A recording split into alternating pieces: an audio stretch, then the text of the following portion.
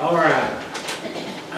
Starting a new sermon series this week called Carols, and what we're going to do for today and the following 3 weeks, which I think the third one will be Christmas week, actual Christmas morning. We're going to talk about 4 specific carols. And the carol that we're going to talk about today is O Holy Night. And I want to give you a little bit of context about that song. It was actually written in the mid-1800s. And what's interesting about the song, there was a parish priest who asked a guy in town that was actually a French merchant, and he was a poet. His name was Placide the poet. And the priest asked Placide, he goes, "Would you write a poem for Luke chapter 2? And the interesting thing is Placide was not a Christian. He didn't attend church, and in fact in that town he was known as kind of a hellraiser. Very far from God, but he was a great poet. So Placide wrote this poem, and he loved it so much he asked another friend, who was also not a Christian, to put the poem to music. And this song became really, really popular, and it swept through the Catholic Church, was played at all types of churches, until everyone realized a few years in who wrote the song and who did the music. And they're like, we've got to stop singing this song in church because of who wrote it and who did the music. But by then it was way too late, and it was really popular, as it still is today. And another interesting fact about that song is 5 decades later, in 1906, Reginald Fessenden, 33-year-old Canadian professor, did something that nobody thought was ever possible. He made basically a studio out of his own garage, and with a makeshift generator, he plugged in a microphone, and he actually broadcast the first AM broadcast in the history of the world. And on Christmas Eve in 1906, he took Luke chapter 2, verse 1, spoke into that microphone, and broadcast that chapter starting out. In those days, Caesar Augustus issued a decree that a census should be taken of the entire Roman world. He proceeded to read the Christmas story. Then he took his violin, played into the microphone, and the first song broadcast across the airwaves in the history of the world was that song, O Holy Night. Now I know that's probably way more than you ever wanted to know about that song, but it's very interesting. I mean, it's interesting that even back then that the church had that attitude of, well, if he's not a Christian, he can't do this. And I think most of us would agree a lot of churches still have that same attitude today. But yet that's one of the most popular songs out there this time of season. And so we're getting into the message now. If you could just think back, if you could only imagine what it was like to be there on that holy night when Jesus Christ was born. You know, I think today, to us, we kind of look at it as a much cleaner picture than it probably actually was. You know, and I think that's, I don't know about for you, but the manger scene draws a lot of emotion out because, you know, when we were little kids, we always had one out. And I think now Mom owns like 49 of them. And Mom, I've seen your closet at least a couple years ago. And that was our job as kids. We got to set that out. And of course, with the little kids, what happens with the manger scene? And all Christmas season, put that down! Put that down! And what was the most favorite one? You know, baby Jesus. We all fought over the baby Jesus. You know, all 3 of us boys. And so the manger scene brings a lot of memories back to me. Because that, like I said, that was our job. We got to set it up. And, you know, you've got the baby Jesus and the Virgin Mary and Joseph. And, you know, there's just, I think, an emotional draw to that. But I really think that the manger scene, as meaningful as it can be, we do a little bit of disservice for that night. You know, I don't think we always understand what it would be like there that night. Because the reality is, if you think about it, there was a teenage girl, pregnant by the Holy Spirit, which in today's world would be a whole other round of issues, you know. And her teenage fiance travel. She's 9 months pregnant. They go 80 to 120 miles on the back of a donkey to give birth to this child. Now, I remember when our youngest was born, Rochelle, and it was in January of 1992, and it had to have been the worst night of that whole winter. And we were living with Mindy's grandma at the time because we bought her parents' house, but they had renters in and we couldn't get them out. We'd already rented our house out. So we drove from St. John's to St. Mary's at about 5 miles an hour. And of course, when we got there, she was in labor for about 10 hours, and they had to make her keep walking the halls. And you know, I think we forget those little details when we look at this story. We try to make it all, you know, rainbows and unicorns and how nice it is, and we forget those little details. And then they get there, and there's no hotel for them. There's not a place for them to stay. Has anybody ever had in your own life, your own vacation, you made a reservation and you get there and they've given your reservation away, or there's a mistake? How happy are you? Not very, are you? So, and you can imagine it's not like they got, you know, they just went to one hotel. I'm sure they went to many. But with the census being taken, there was no room anywhere for them. So they end up, what is most likely, and a lot of scholars believe this, I tend to believe this, more like a cave, a place where animals would go when it stormed. And she's giving birth in this environment that's probably the worst possible. You know, very unsterile, no epidural. You know, I'm sure, being as young as she was screaming her brains out. You know, sure, it was pretty much chaos. You know, can you imagine what Joseph's doing? How many dads have been in the birth room with their children? You know, I didn't freak out. Some people do. Did you? Either of you guys? I thought it was awesome. But some people freak out. You know, they see blood, and you know, I've had the privilege of actually seeing both my grandchildren being born also, and it's awesome. But I'm sure that scene that night in that cave wasn't really very awesome. You know, as you women that have given birth to children can testify to, it's not a walk in the park, is it? So, you know, I think we sometimes, like I said, we just kind of frost over that night and think everything was great.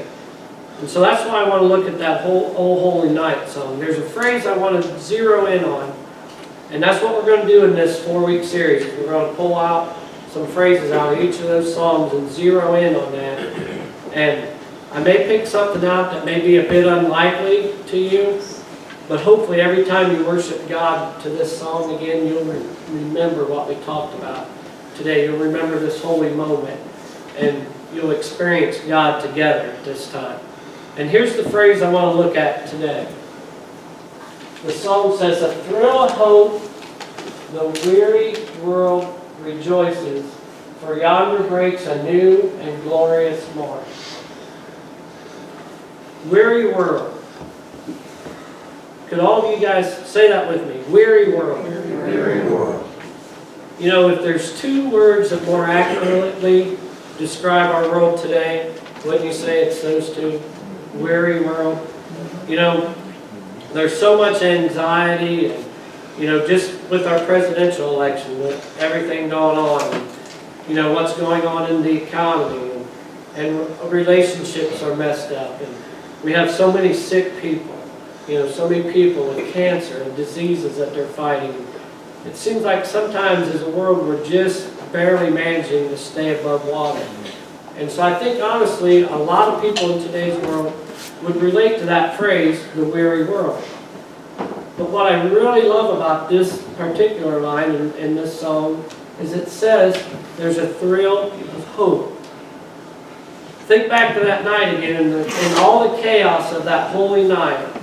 There's the thrill of hope that just maybe that those who put their faith in God, those people that had waited for years and years for the promised Messiah, that he was going to be born that night. And on that day, everything would be different forever and ever and ever. And you can hear that kind of faith, that there's that thrill of hope. And suddenly, in the song, what does the weary world do? It rejoices. Rejoices. And I pray to God that if there's any weary world in any of you this morning, that you'll find faith to rejoice. Why? Because even in the chaos of that night, there's always a new and glorious morning. And as you move forward, I want you not to just think about that holy night, but think about what happens the next day when the sun comes up. You know, the Savior's been born. And again, if you go back to when maybe you had a child, after all that, what is it? There's always a calm in there. Everything calms down usually in the room unless there's a medical emergency and you're getting to hold your child for the first time. And you can't ever replicate that feeling, can you? You know? Because after the fact, things are much better. That's like it says in the song, a new and glorious morning. And let's focus in on that. And what I want to do is we're going to go to the Old Testament, the book of Lamentations. And this is in the year 586 BC. Jerusalem had fell. People were distraught. And the prophet Jeremiah in this book was lamentating. He was whining. He was hurting along with everybody else. And basically in this text, he pours his heart out. And in chapter 3, we see a switch where he moves from his mourning to a moment of faith. And he says this in verse 20. My soul continually remembers it and is bowed down within me. In other words, he's not just putting his hands over his eyes and going, no, I don't want to see. He's continuing to remember. He's acknowledging that there's life-altering difficulties. And he goes on in verse 21 and he says, but this I call to mind, and therefore I have hope. He's saying, I know it's there, but it's not in the front of my mind, and I'm going to place it there because I'm going to call this to mind because I remember God's truth. I will have hope when no one else does because I know this to be true. He calls it to mind, and therefore he has hope. And he says this. He says, the steadfast love of the Lord never ceases. His mercies never come to an end. They are new every morning. Great is your faithfulness. The Lord is my portion, says my soul. Therefore I will hope in him. The Lord is good to those who wait for him, to the soul who seeks him. It is good that one should wait quietly for the salvation of the Lord.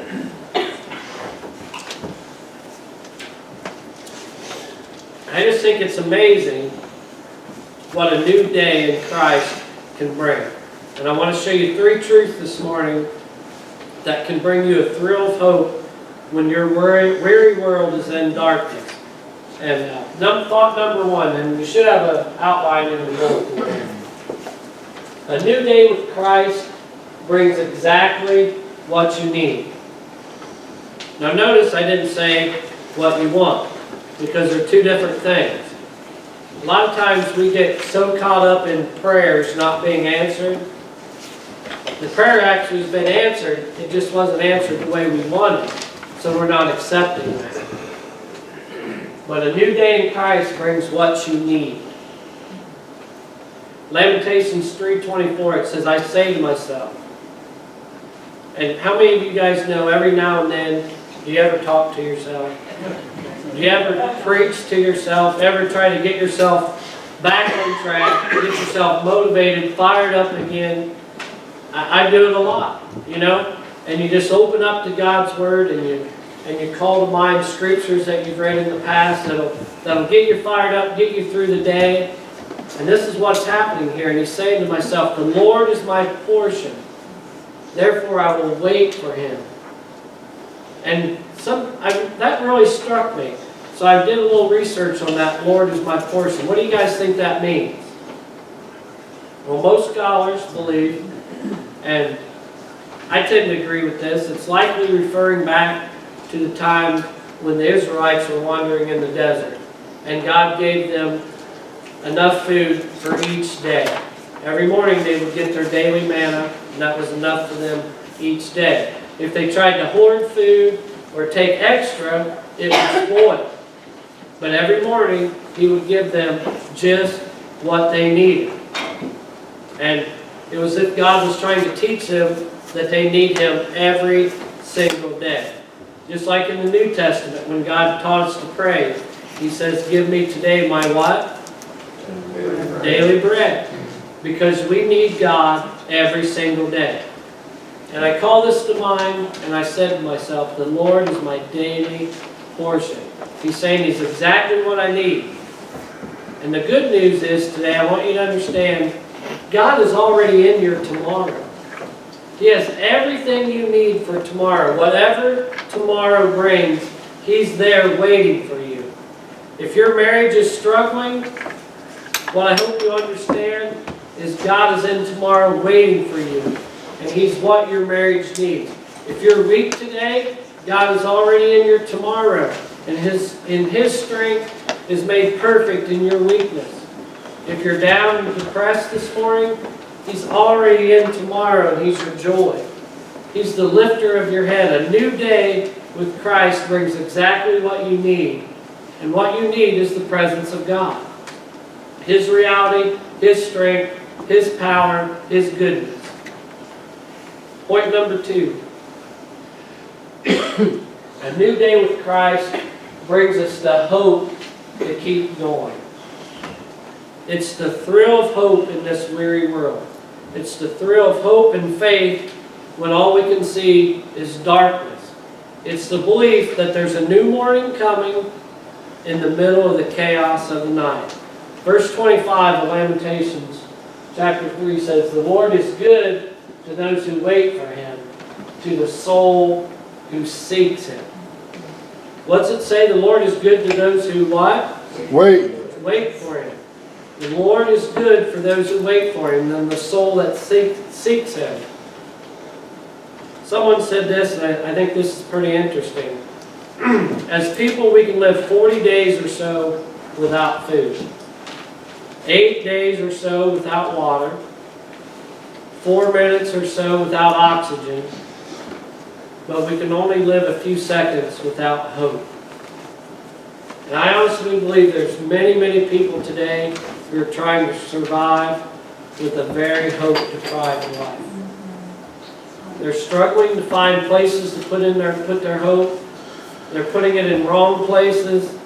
Some people that you talk to, I know the stock market's been up here lately, but it's still shaky. The economy's shaky.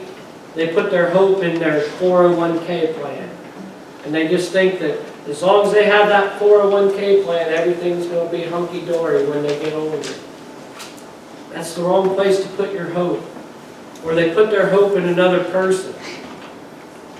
And then that person doesn't come through for you. I still remember, it's probably my 3rd week here. I told you guys that I was going to let you down at some point. You guys remember that? Those of you who are here? Because I'm just a person. Putting your hope in other people is not the right place to put your hope, because they will let you down. That's human nature. Anybody ever had a friend let them down? The same friend that said, dude, I'll be there thick or thin, call me. And then you call them and it's like, yeah, I can't be there. I think we've all been in that spot, right? Don't put your hope in finances. Don't put your hope in other people. Because you're going to not get what you thought you were getting. The reason is we put hope in wrong places. And when we do that, we start to end up hopeless because we become a weary world that wonders where anything is good.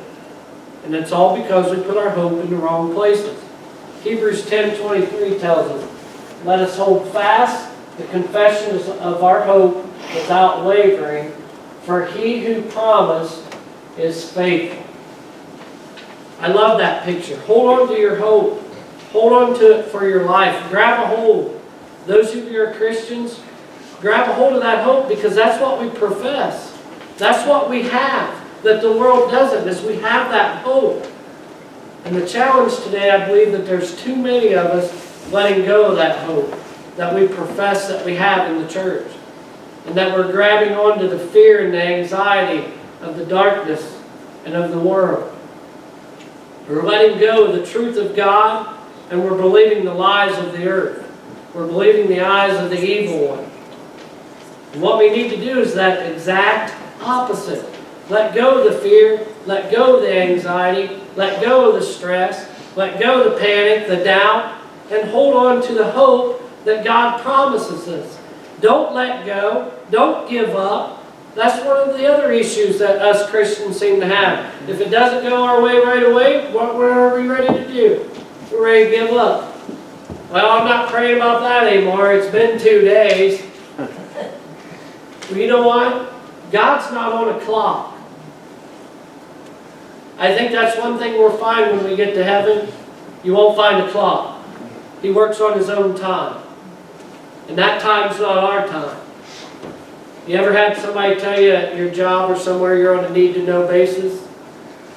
That's how God works. We're on a need-to-know basis. When we need to know, He'll let us know. But until then, it goes all the way back a few weeks ago. Remember steps 1, 2, and 3? Before we get to 4, 5, and 6. Right? I'll never forget it. It's been quite a few years ago, but about a dozen years ago, I think. I had a really good buddy that killed himself. And he was a good Christian. He was a good friend. He had 3 little kids.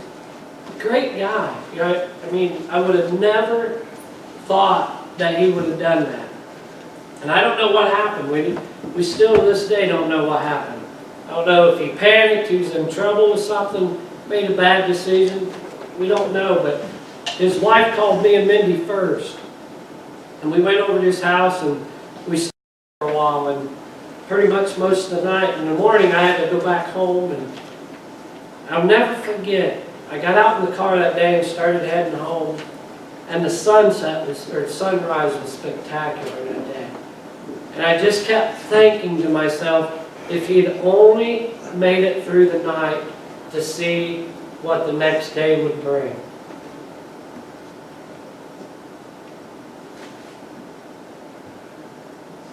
Again, I don't know what was up in his mind. I don't know whatever fear, whatever lie it was. But if he could have just held on to that hope, the next day is a new day. Things can change. Don't lose hope. Hold on to the hope that we should profess as Christians. I want to stay here for just a moment in this because there's somebody that needs to hear this morning. Don't let go of the hope. Don't give up on the hope. Don't surrender. Don't cash in. Don't.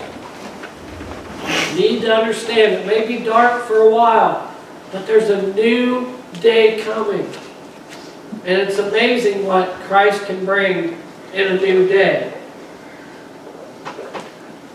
Don't give up the hope. There's a weary world, but in the weariness there's a thrill of hope. And the weary can rejoice. There's a new day coming. I'm telling you folks this morning, a new day in Christ can change everything. And if I could say anything to my friend, it would have been just to hang on till the morning. When you see the sunrise, when you get God there and He's got everything you need, don't give up the hope. A new day with Christ can bring a new and glorious morning. It brings exactly what you need. It brings the hope to keep going. And the third point, a new day with Christ brings the help that you're seeking. Verse 26 tells us it's good to wait. Sometimes you have to wait quietly for the salvation of the Lord.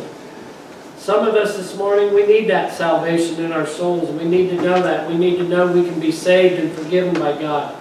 Those that have already went into the family of God, maybe this morning you need to be saved out of a difficult situation. I'm always amazed, and I want you to think about this and never lose sight of this thought. You cannot fathom what a difference one day with Christ can make. You can never, ever, ever, ever put it in words the difference that one day with Christ can make. Lazarus, in the New Testament, he'd been dead for 4 days. He was so dead that he started smelling. The King James Version said it best. It says he stinketh. And you know you're dead when it says you're stink in the King James Version, right? 4 days. Everybody had given up hope. What happened? Jesus shows up and says, Lazarus, come forth. And he walks out of the grave. And I'm here to tell you, Lazarus would say, it's amazing what one day with Christ can make.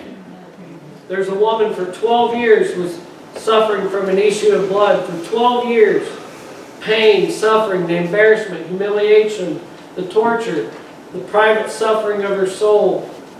Every day hoping that that would be the day that she would be healed. Thinking every day, am I stuck with this illness for the rest of my life? One day she touches the hem of Jesus' garment and she's healed. She could tell you the difference one day with Christ makes. A man for 38 years, since the day he was born, was unable to walk. He was at the pool of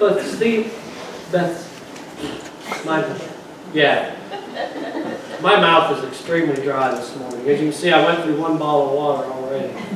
But for 38 years, he'd been unable to walk. And some of you guys need to hear this morning. You're in a weary world right now. And I'm telling you, there's a thrill of hope that will make your weary world rejoice. Because Jesus come up and you know what he said to that man? Pick up your mat and walk. He would be able to tell you what one day with Christ can do for you. Imagine after 38 years he gave up. Hope? Probably. I probably would have after 38 days, not years. There's always a new and glorious morning that is coming. You may be looking at your marriage this morning and think, it's never going to be what it should be. I'm telling you, there's an amazing difference what one day with Christ can make. Some of you are sick this morning, or someone that you love is sick. I'm telling you that we serve a God this morning that is able to heal. Amen? Amen. We serve a God that is still in the miracle business. Amen? Amen. You know, I think we've so many times in our lives we lose track of what God can do. We minimize Him. We try to put Him in a box. We try to get through things on our own. One day, the difference one day with Christ can make. Stop putting Him in that box. Let Him do what He wants to do in your life. He's got many, many things.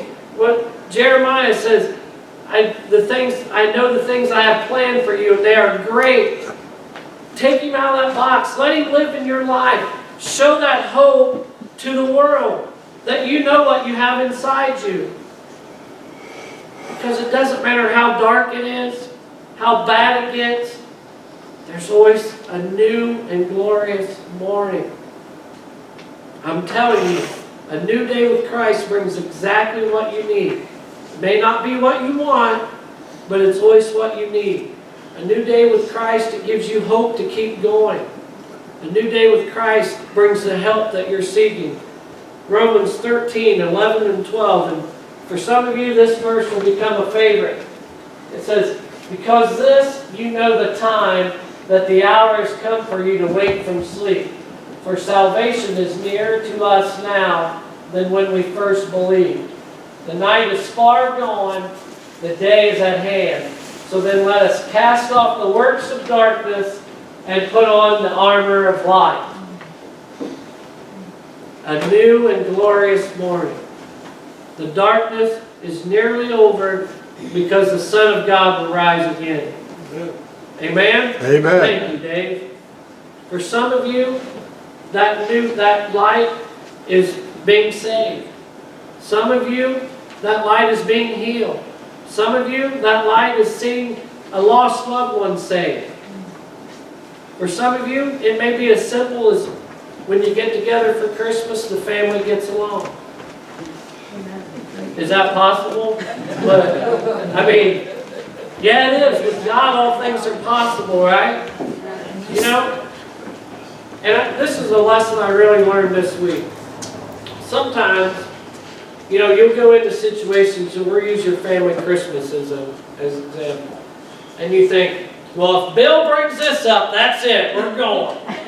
You know? How do you know that what you need to do in that situation is when Bill brings that up, you need to bite your tongue and let it go. And maybe when Bill brings that up and you don't go after him, everything will be all right. You ever think about that? You know, the hardest thing that I'm finding to do, and it's a word we've come across many times, is be obedient. Obedience hurts sometimes. Obedience doesn't allow you to get revenge, does it? Obedience doesn't allow you to lash out at people because of something they've done back to you. And it's hard. It's very hard. I mean, I'm coming from my own perspective. I know how hard it is. You know? We have to have that hope. And you have to be obedient to God. Because there's always going to be a new and glorious morning. Let's pray. Dear Heavenly Father, I just want to thank you for today's message, Lord. I just want to thank you for that hope that you've offered us, Lord. That hope that tells us that no matter what goes on in our lives, our day-to-day lives, no matter what situation we're in, that you're always with us.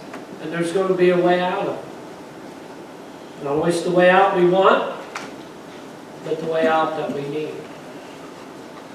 Lord, I just ask that as we head out into the world this week, into our jobs and our workplaces and wherever we're going, that we have an opportunity to share that hope with someone. We also thank you, Lord, for sending your Son to die for us on the cross. Again, like I said in the message, we like to clean that night up so much, Lord, and I don't think there's any way we actually can. I think it was chaos. I think there was things happening and people upset, and, you know, but when the morning came, everything was all right, and our Savior that would save us from a certain death was here. And we thank you for that, Lord. We ask that you just continue to lead and guide us in the direction that you'd have us go, and that we continue to share your hope with others. I ask all this in Jesus' precious name. Amen.